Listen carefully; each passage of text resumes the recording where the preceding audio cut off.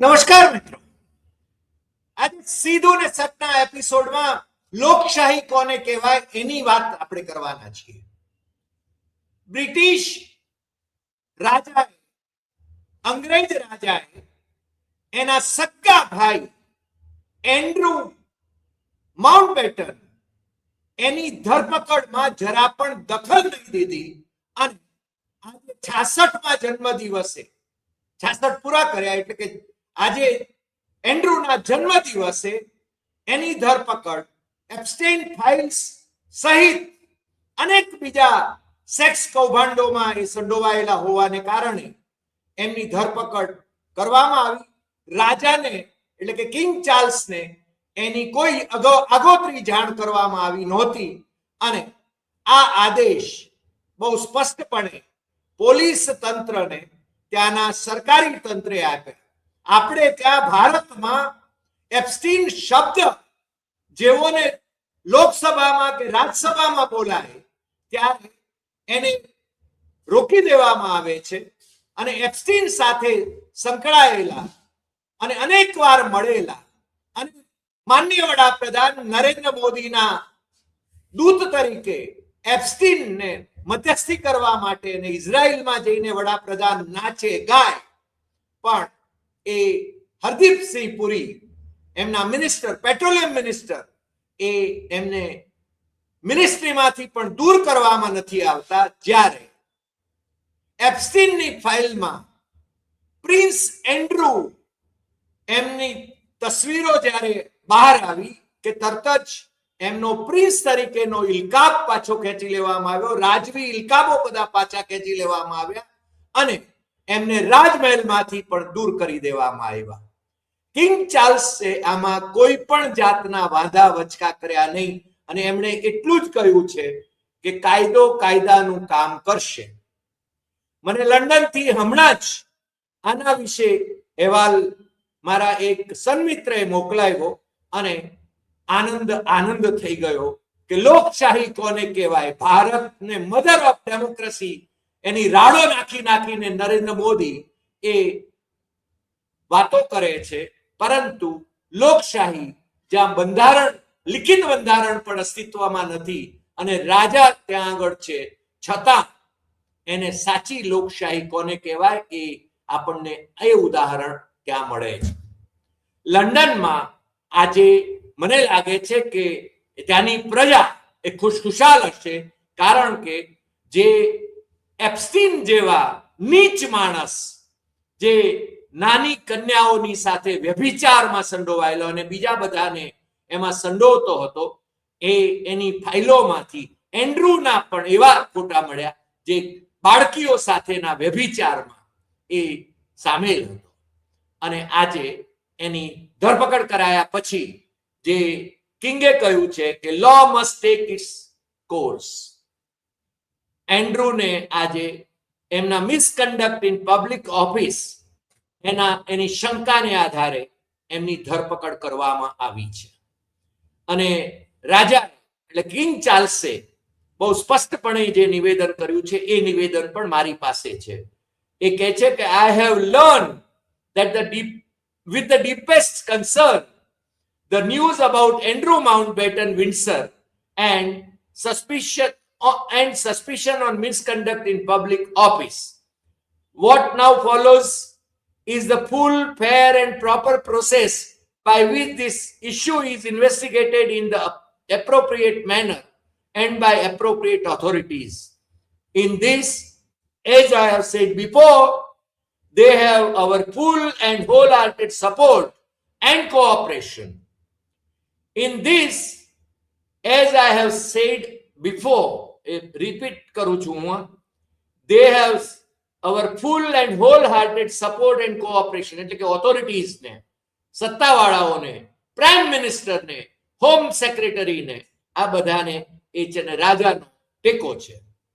Let me state clearly, the law must take its course. As this process continues, it would not be right for me to comment further on this matter. Meanwhile, my family and I will continue in our duty and service to you all. Charles R.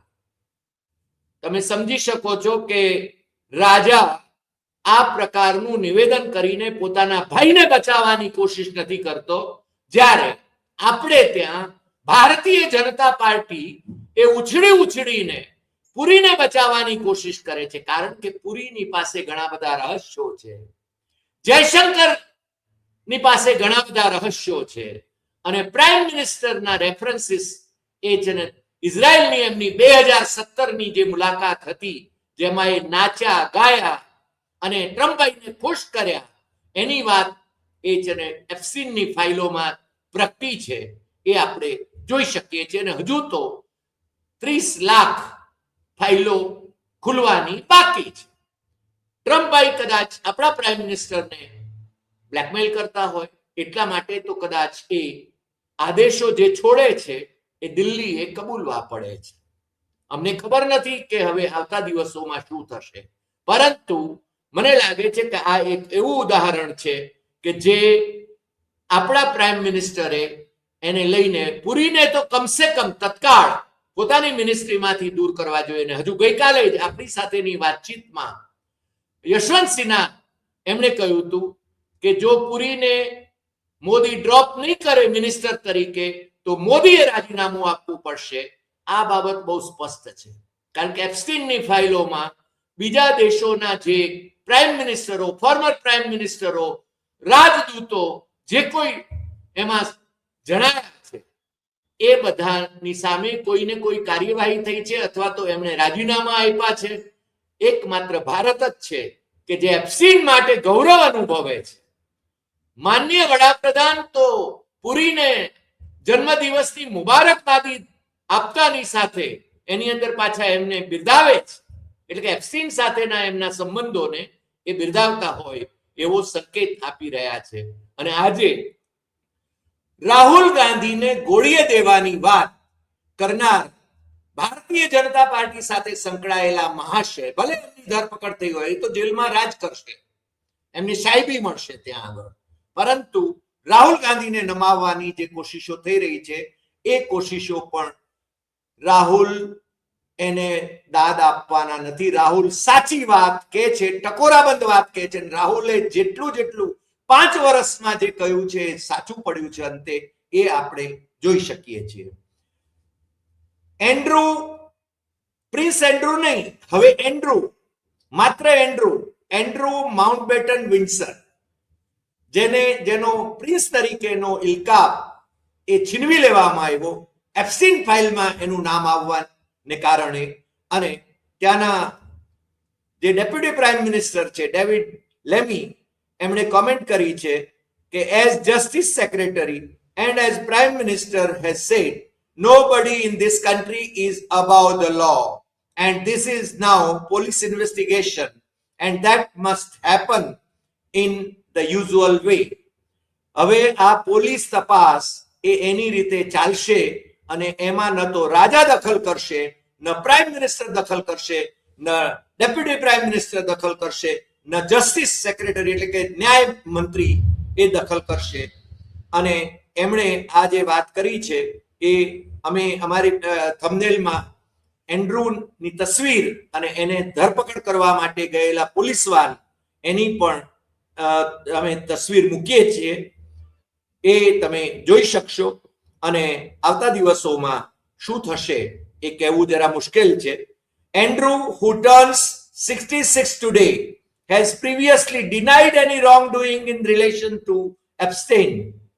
He has not responded to the BBC request for the comment on specific allegations in relation to the release of millions of Epstein files in January.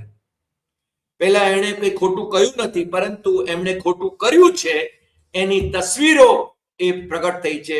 અને Epstein સાથેના જ એમના સંબંધો નહીં પણ બીજા ઘણા બધાના સાથેના સંબંધોને કારણે યુકેની બ્રિટિશ રાજવી પરિવારની ઇજ્જતના ધજાગરા થયા છે. અને એટલા માટે આજે એમની ધરપકડ થઈ છે. આવતા દિવસોમાં આગળની કાર્યવાહી ચાલશે અને એની વાત આપણે કરતા રહીશું. આજે આટલી વાત, ફરી મળીશું નવા એપિસોડમાં નવા વિષય સાથે. નમસ્કાર.